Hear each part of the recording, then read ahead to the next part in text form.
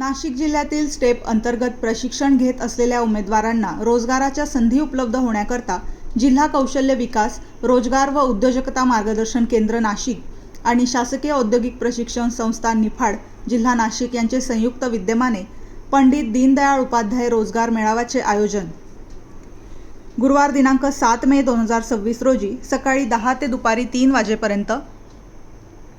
ठिकाण शासकीय औद्योगिक प्रशिक्षण संस्था निफाड, तालुका निफाड, जिल्हा नाशिक.